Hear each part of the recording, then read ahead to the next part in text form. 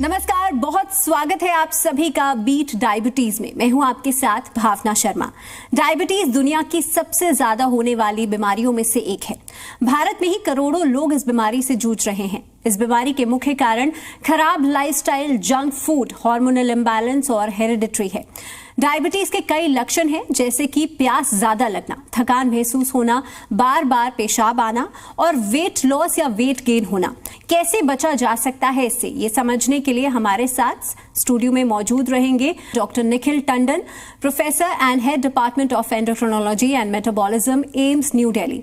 साथ ही हमारे साथ जुड़ेंगे doctor Subhash K Wangnoo, senior consultant endocrinologist, Indraprastha Apollo hospitals, Delhi.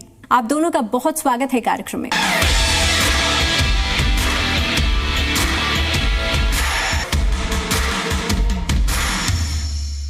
Doctor Nikhil Tandon, सबसे पहला सवाल मेरा आपसे रहेगा। रीसेंट स्टडीज बताती हैं कि युवाओं में टाइप 2 डायबिटीज के मामले तेजी से बढ़ रहे हैं। इसमें जेनेटिक प्रीडिस्पोजिशन की कितनी भूमिका है और जीवन शैली का कितना योगदान है? ये जो आपने बात करी है ये बिल्कुल सही है। एक जमाने में टाइप 2 डायबिटीज कम उम्र में नहीं होती थी। आजकल अगर हम उस ग्रुप को देखें जिनकी डायबिटीज 25 साल या उससे कम में पहली बारी प्रकट हुई है, तो करीबन एक 5वां हिस्सा या चौथा हिस्सा उसमें से ऐसे जिनको टाइप 2 डायबिटीज निकलती है। अब जहां तक सवाल रहा है कारण क्या है, देखिए जीन्स में ना परिवर्तन इतनी जल्दी होता नहीं है। तो अगर 20, 25, 30 साल पहले बीमारी इतना ज्यादा संख्या में नहीं थी और अब हो रही है, तो ये अनलाइकली है कि केवल जीन्स के कारण नहीं होगी, क्योंकि जेनेटिक चेंजेस मतलब हजारों साल में होते हैं। ये जरूर हो सकता है कि हमारे पास ऐसी जीन्स थी जो एनवायरमेंटल कंडीशंस के साथ इंटरैक्ट करके वो दूसरे किस्म से प्रकट हो रही हो, लेकिन इसका अर्थ प्राइमरीली ये है कि हमारी जीवन शैली, हमारे खान पान, हमारे रोजमर्रे का जीवन में अंतर आने के वजह से ही ये जो संख्या है इसमें बढ़त आ रही है। जेनेटिक बैकग्राउंड अंडरलाइंग हो सकता है, लेकिन केवल उसी के कारण ये जो बदलाव आया है, केवल उसी के कारण नहीं हो सकता। डॉक्टर सुभाष, मेरा अगला सवाल आपसे रहेगा। कई युवा डायबिटीज से पीड़ित होते हुए भी सालों तक इसका पता नहीं लगा पाते, क्योंकि शुरुआती लक्षण हल्के या इनविजिबल हो सकते हैं। सबसे शुरुआती संकेत कौन से हैं और क्या नियमित जांच आवश्यक है, भले ही व्यक्ति स्वस्थ महसूस करे? यस, ये जो आपने क्वेश्चन पूछा है कि अक्सर हम ये देखते हैं कि जो डायबिटीज का पता चलता है इवन इन यंग एज, उनमें कोई सिम्टम्स या लक्षण नहीं दिखाई देते हैं। और अनफॉर्चुनेटली पूरी दुनिया में हमारे यहाँ ऐसा कोई गाइडलाइंस नहीं बनी है जिसको हम बोलते हैं स्क्रीनिंग प्रोग्राम, कि हम हर एक आदमी को स्क्रीन करें कि उसको डायबिटीज़ है कि नहीं। लेकिन फिर भी ये देखा जाता है कि अक्सर जो शुगर का पता चलता है, या तो लोग इंश्योरेंस के लिए हेल्थ चेकअप कराते हैं, या जॉब के लिए हेल्थ चेकअप कराते हैं, या हेल्थ कम जहाँ लगते हैं वहाँ पर जाकर अपना शुगर चेक कराते हैं। तो ये देखा जाता है कि इंसिडेंटल अचानक जब वो चेकअप कराने जाते हैं उनको पता चलता है कि उनको शुगर है, जबकि उनको कोई लक्षण शुगर के नहीं थे। तो आइडियली हम कहते हैं अगर आप में कुछ ऐसे रिस्क फैक्टर हैं, जैसे कि आपका जो वजन है वो थोड़ा हाई है, मोटापेपन की तरह है, आपके परिवार में किसी को शुगर है, आपका जो पेट का जो वेस्ट जो है उसकी जो सर्कमफ्रेंस 90 सेंटीमीटर के ऊपर है अगर आप मेल हैं, 80 सेंटीमीटर के ऊपर अगर आप फीमेल हैं, या आप फिजिकल एक्टिविटी नहीं करते हैं, स्मोकिंग या अल्कोहल का सेवन करते हैं, तो ऐसे लोगों को अपना एक एनुअल चेकअप हर साल कराना चाहिए, जिससे उनको ये पता चले कि सिम्टम लक्षण ना होने के बावजूद भी उनको डायबिटीज हो सकती है। That is number 1। नंबर 2, अगर जो अनएक्सप्लेन, जिसका कि हम कोई एक्सप्लेनेशन ना दें, वो वीकनेस अच्छा खाने के बावजूद भी हो रहा है, तो उन लोगों को ये हम कहते हैं कि अपनी जांच करा लीजिए कि आपको शुगर तो नहीं है।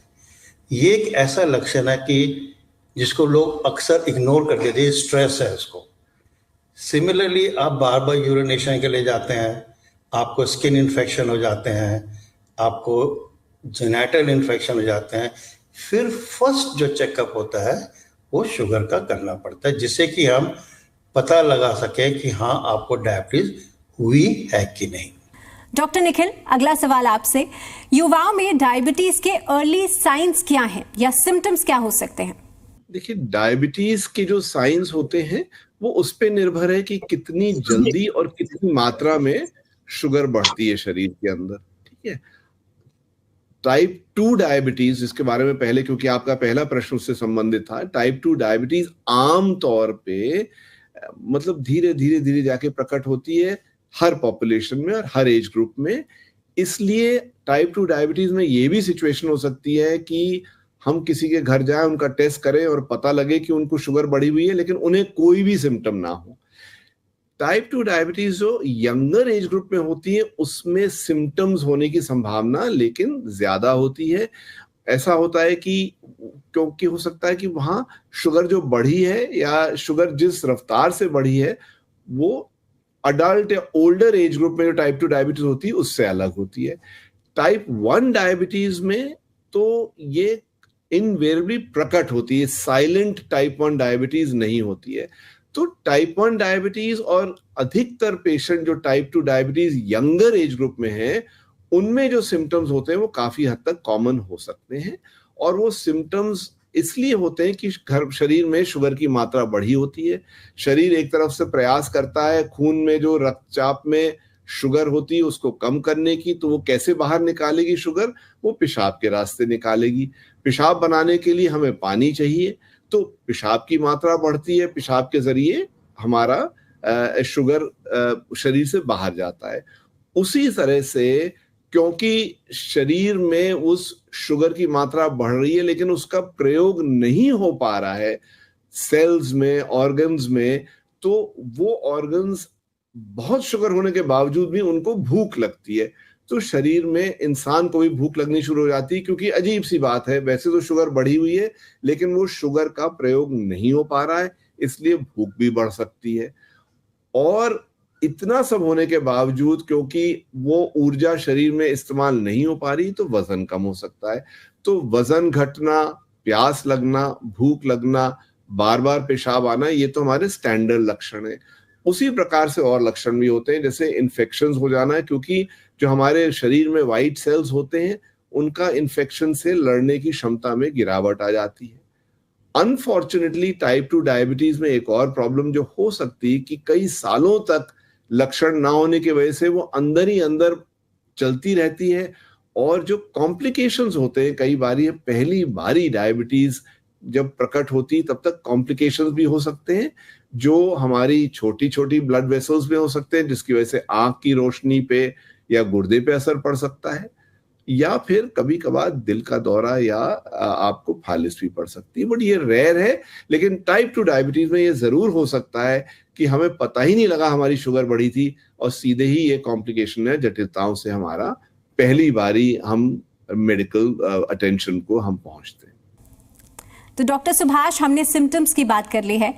इसके अलावा क्योंकि डायबिटीज को हम एक लाइफस्टाइल डिसऑर्डर की तरह भी देखते हैं, ऐसे में तनाव, नींद की कमी और अनहेल्दी डाइट डायबिटीज के रिस्क को कैसे बढ़ा सकते हैं?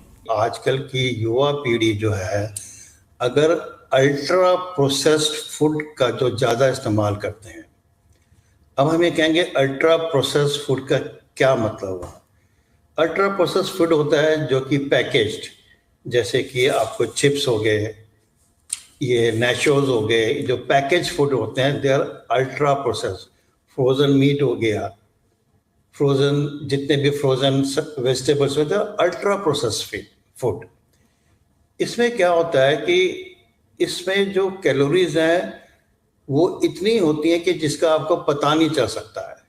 आप छोटे बच्चों को देखेंगे 2-2, 3-3 पैकेट जो है नेचोस की और चिप्स के वो खा जाएंगे। तो इतने सारे अल्ट्रा प्रोसेस्ड फूड को लोगों को कहना चाहिए नहीं खाएं, क्योंकि ये बाहर से दिखाई नहीं देता है लेकिन अगर आप उनका फूड लेवल पढ़ेंगे आपको पता चलेगा कि इसमें कितनी कैलोरीज हैं। नंबर 2, लोग आजकल बहुत एनर्जी ड्रिंक्स लेते हैं, उसमें भी हिडन कैलोरीज होती हैं। तो कहने का मतलब है ready to eat food, and ये जो है ये because of the current generation को टाइम नहीं मिलता, पेरेंट्स को टाइम नहीं मिलता उनको हेल्दी डाइट बनाए, इससे जो कैलोरीज मिलती हैं उससे बहुत ज़्यादा इंसुलिन का एक्शन कम हो जाता है, इंसुलिन रेजिस्टेंस हो जाता है। स्लीप, अगर आपकी स्लीप डिस्टर्ब्ड हो, आप अक्सर ये देखते हैं कि जो नाइट शिफ्टर्स जो लोग होते हैं, जो नाइट में शिफ्ट में काम करते हैं, वो देखते हैं वो लेट नाइट मंचिंग करते रहते हैं, चिप्स खाएंगे, कुछ खाएंगे, लेट नाइट मंचिंग करते रहते हैं, वो उनका वेट बढ़ जाता है। हमारे अक्सर जो भी पेशेंट आते हैं हम पूछते हैं कि जी हमारा नाइट शिफ्ट होता है तो इसलिए हमारा वेट बढ़ रहा है क्योंकि लेट नाइट मंचिंग होती है। और ना सोने से क्या होता है कि जब आपका स्लीप साइकिल उल्टा हो जाए, रात भर जगे रहे, दिन भर सोते रहेंगे, जो कुछ हार्मोन्स बॉडी में बनते हैं वो भी उल्टे बनने शुरू हो जाएंगे। वो जो हार्मोन है वो इंसुलिन रेजिस्टेंस पैदा करते हैं, जिससे कि फैट डिपॉजिट होता है। और वो जो फैट होता है वो बैड फैट होता है, वो डिपॉजिट होता है अराउंड द स्टमक, जिसको हम बोलते हैं बैड मेटाबॉलिक फैट। तो sleep cycle, regular sleep cycle बहुत ही जरूरी है आपके बॉडी वेट को मेंटेन करने के लिए। तो डॉक्टर निखिल, लगातार हम चर्चा तो कर ही रहे हैं कि कैसे डायबिटीज से बचा जा सकता है। ऐसे में तनाव या लाइफस्टाइल एक अहम भूमिका निभाता है। युवा वर्ग में तनाव, चिंता और बर्नआउट आम हो गए हैं। लंबे समय तक तनाव इंसुलिन रेजिस्टेंस को कैसे प्रभावित करता है? क्या मेंटल हेल्थ को रिड्यूस करने से डायबिटीज का खतरा कम हो सकता है? आप क्या स्ट्रैटेजीज रिकमेंड करेंगे? देखिए, हम नॉर्मली ना स्ट्रेस फिजिकल भी हो सकता है, स्ट्रेस मेंटल भी हो सकता है। किसी प्रकार के स्ट्रेस से डायबिटीज की प्रवृत्ति बढ़ने की संभावना रहती है, उसमें कोई संदेह की बात नहीं है। प्रॉब्लम स्ट्रेस के साथ ये है कि हम बहुत सारी चीजें नाप सकते हैं, हम खाने की मात्रा नाप सकते हैं, हम व्यायाम की मात्रा नाप सकते हैं, हम स्ट्रेस नापने में हम अभी भी असफल रहते हैं। इसलिए रिलेशनशिप जो है स्ट्रेस की डायबिटीज से कई बारी हमें जो उसको ऑब्जेक्टिवली मेजर करने में दिक्कत आती है उसमें। लेकिन कोई संदेह नहीं है कि स्ट्रेस किसी भी प्रकार का होगा, उसमें हमारी जितने नॉन कम्युनिकेबल डिजीजेस हैं, चाहे वो डायबिटीज हुई, चाहे वो हाइपरटेंशन है, उसकी संभावना बढ़ सकती है। और इसलिए ना केवल फिजिकल एक्सरसाइज की आवश्यकता होती है, हमें ये प्रयास करना भी जरूरी है कि हम स्ट्रेस रिडक्शन, चाहे वो योगा से हो, चाहे वो मेडिटेशन से हो, चाहे वो कोई भी तरीका अपनाए इंसान, वो करके हमें अपना स्ट्रेस लेवल्स कम करना आवश्यक रहता है। डॉक्टर सुभाष, अगला सवाल आपसे। खान पान जो है वो एक अहम भूमिका निभाता है किसी भी लाइफस्टाइल डिसऑर्डर को ओवरकम करने में। फास्ट फूड, एनर्जी ड्रिंक्स और इररेगुलर स्लीप युवा जीवन शैली का हिस्सा बन चुके हैं। अल्ट्रा प्रोसेस्ड फूड और नींद की कमी कैसे साथ मिलकर डायबिटीज के खतरे को बढ़ाते हैं, ये आपसे जानना चाहूंगी। इनमें जो प्रॉब्लम ये है कि इनके अंदर कैफीन होता है और कैफीन एडिक्टिव होता है। तो एक बार कोई एनर्जी ड्रिंक लेना शुरू करे, वो लेता रहेगा, जिसके कारण उसको इसका एडिक्शन हो जाएगा। और ये जो कैलोरीज ज़्यादा देते हैं, ये कोई बेनिफिशियल अच्छी कैलोरीज नहीं है, ये एम्प्टी कैलोरीज है। एम्प्टी कैलोरीज का मतलब है खामखा आपके शरीर के अंदर कैलोरीज को बढ़ाते हैं और आपके बॉडी के मेटाबॉलिज्म को डिस्टर्ब करके इंसुलिन के एक्शन को भी इम्पेयर करते हैं, जिसके कारण आपको डायबिटीज होने की संभावना रहती है। स्लीप का भी जैसा मैंने बताया, कहते हैं कि 8 घंटे की स्लीप, लेकिन उसका टाइमिंग होना चाहिए 10 से 6 बजे तक। और 6 घंटे की स्लीप अगर आप 50 ईयर्स के ऊपर हैं। लेकिन अगर इस टाइमिंग से आप डिविएट करते हैं, रात के 2 बजे सोते हैं और सुबह 10 बजे उठते हैं, 8 घंटे की तो नींद ले ली, लेकिन मॉर्निंग में हार्मोन निकलते हैं, उनका बॉडी की सेहत से बहुत गहरा संबंध है। इसलिए स्लीप जो है बहुत इंपॉर्टेंट है, proper sleep at proper time. Doctor Nikhil Tandon, अगला सवाल आपसे रहेगा। कई युवा ये मानते हैं कि पूरे सप्ताह बैठकर काम करने की भरपाई वे वीकेंड में इंटेंस वर्कआउट से कर सकते हैं। क्या ये डायबिटीज की रोकथाम के लिए प्रभावी रणनीति है या डेली मूवमेंट अधिक इंपॉर्टेंट है? डायबिटीज एक ऐसी चीज है जिसमें मॉडरेशन और रेगुलरिटी हमारे कीवर्ड्स हैं। हम 5 दिन कुछ ना करें और 2 दिन हम 5 दिन का काम कर लें, या हम 2 दिन कुछ करें और 5 दिन हम नहीं करें, मतलब ये इस तरह, this is not a good strategy. I understand feasibility की वजह से लोग ऐसा करते हैं, लेकिन anything which should be done moderation में करी जाए और उसे रेगुलरली की जाए। आप खुद ही सोचिए कि अगर मैं शुगर के लिए दवाई खा रहा हूं तो किसी दिन तो मैंने बहुत एक्सरसाइज कर ली तो मेरी शुगर उस दिन लो हो सकती है। जो दिन मैंने दवाई खाई लेकिन एक्सरसाइज नहीं करी, वही दवाई के बावजूद मेरी शुगर बढ़ी रह सकती है। इसलिए डिसिप्लिन, रेगुलरिटी एंड मॉडरेशन हमारे लिए आवश्यक है। डॉक्टर सुभाष, हमने वर्कआउट्स की बात भी की है। बहुत से लोग मानते हैं कि एक बार डायबिटीज हो जाए तो जीवन भर इसका सामना करना पड़ता है। क्या युवा डायबिटीज को पूरी तरह से रिवर्स कर सकते हैं यदि वे अग्रेसिव लाइफस्टाइल अपनाएं तो? ये सेंटेंस पूरी तरीके से ठीक नहीं है। मैं कहना चाहूंगा कि आप रिवर्सल नाम ना लेकर रेमिशन का नाम लीजिए। यस, एग्रेसिव लाइफस्टाइल से, डाइट एंड एक्सरसाइज से अपने आप डायबिटीज को रेमिट कर सकते हैं। रेमिट का मतलब है जब तक आप एक्सरसाइज और डाइट कर रहे हैं तब तक आपकी शुगर नॉर्मल रहेगी, आपको दवाई की जरूरत नहीं रहेगी। लेकिन जहां आपने एक्सरसाइज छोड़ी वो फिर से डायबिटीज होने का चांस रहता है।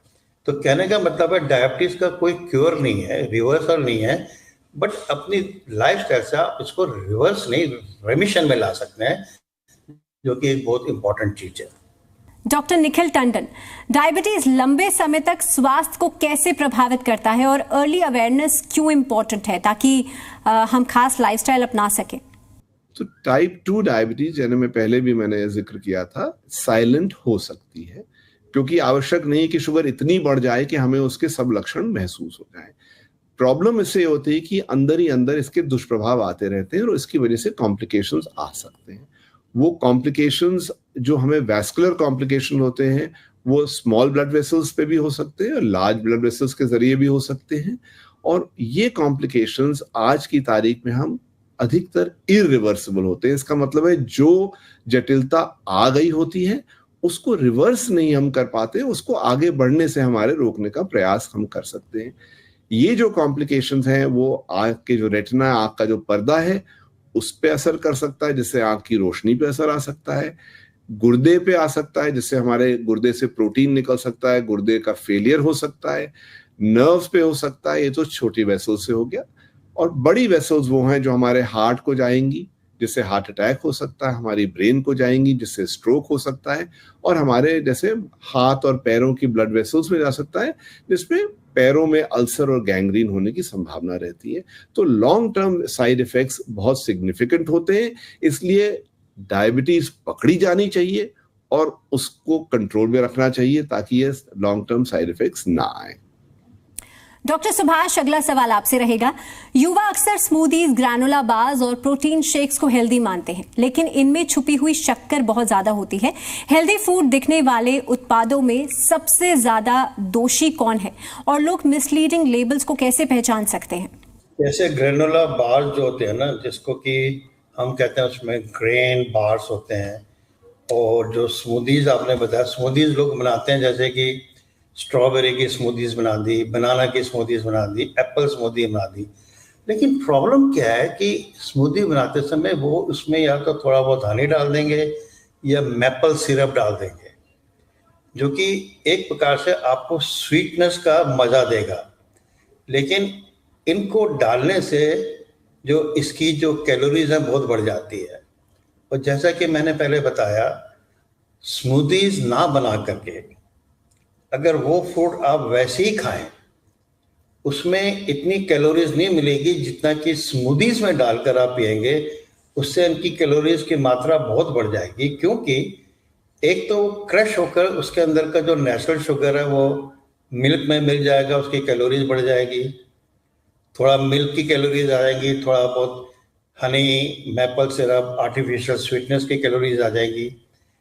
इसको हम बोलते हैं कि अननेसेसरी यूजफुल नहीं, एम्प्टी कैलोरीज आप जो है अपने शरीर में ले रहे हैं, जो कि आपको जो है अननेसेसरी आपका मेटाबॉलिज्म डिस्टर्ब करके आपका वेट बढ़ाएगा। डॉक्टर निखिल टंडन, डायबिटीज के अर्ली डिटेक्शन और मैनेजमेंट में टेक्नोलॉजी कैसे सहायक हो सकती है, क्योंकि आज का जमाना टेक्नोलॉजी का ही है? देखिए, सबसे पहले तो टेक्नोलॉजी से अवेयरनेस आएगी। आजकल सोशल मीडिया हुआ, टेक्नोलॉजी के और सो अगर हमें मालूम ही नहीं ऐसी बीमारी क्या है और उसके लिए क्या करना है, तो एज एन इंडिविजुअल हम कभी प्रयास ही नहीं करेंगे। तो एक तो technology as a source of education and information. Second thing is हमें नियमित रूप से जो टेस्ट करना है, तो हेल्थ सिस्टम की जो टेक्नोलॉजी है कि हेल्थ सिस्टम में हमारे अब आजकल द नेशनल प्रोग्राम है, उसका पोर्टल है, उस पोर्टल में जो इंफॉर्मेशन जाती है वो आपके हर level of health care worker पे जाती है। सरकार ने universal screening above the age of 30 का प्रबंध किया है। वो टेक्नोलॉजी पे काफी हद तक निर्भर है, क्योंकि वो इंसान को पहुंचाती है हेल्थ सिस्टम तक। अगर इंसान नहीं पहुंचता है तो हेल्थ सिस्टम वहां तक पहुंचता है। तीसरा ऑफ कोर्स है टेक्नोलॉजी से ब्लड शुगर का टेस्ट करना, घर में जो वेरिएशंस हैं वो कंटिन्यूअस ग्लूकोज मॉनिटरिंग सिस्टम्स जो सेंसर होते हैं उसका प्रयोग करना, इंसुलिन डिलीवरी के लिए जो डिवाइसेस होते हैं, चाहे वो सिरिंजेस हो, चाहे वो पंप्स हो, चाहे वो पेन्स हो, उसी प्रकार मॉनिटरिंग के और सारे साधन हैं।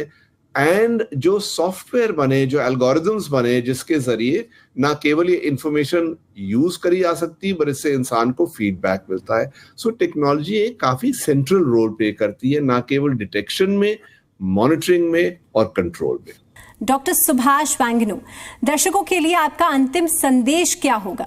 जो मैं अपने व्यूअर्स और लिसनर्स को एडवाइस देना चाहता हूं कि एक जो आप खाना खाते हैं, eat well. Well means healthy foods. Eat slowly, chew it properly. थोड़ा थोड़ा करके थोड़े थोड़े इंटरवल पर खाना खाइए। कार्ब, प्रोटीन और फैट का एक रेशियो को मेंटेन करके रखिए। ऑयल का कंजप्शन, जो सैचुरेटेड फैट है, उसको कम करिए। ऑयल की क्वांटिटी को 10% कम कर लीजिए, जितना आजकल आप यूज करते हैं। एक्सरसाइज, व्यायाम को रेगुलर करिए। And have a good sleep of at least 6 to 8 hours। तो ये कहूँगा 4 पिलर्स हैं: eat well, sleep well, exercise well, and don't take stress, and don't smoke or don't take alcohol. Diabetes पर इस खास चर्चा के लिए आपका बहुत बहुत शुक्रिया। हर बीमारी के इलाज की शुरुआत सही जानकारी से ही होती है। डायबिटीज से जुड़ी कई अहम जानकारियां आपने हमारे दर्शकों को दी। उम्मीद है सभी डॉक्टर्स के बताए इन लक्षणों को पहचानेंगे और अपना खास ख्याल रखेंगे, ताकि डायबिटीज से बचा जा सके और एक तंदुरुस्त जीवन आप अपना सके। उम्मीद है इस खास शो के जरिए डायबिटीज से जुड़े हर सवाल का जवाब आपको मिल गया होगा। जुड़े रहने के लिए शुक्रिया। फिलहाल दीजिए इजाजत। नमस्कार।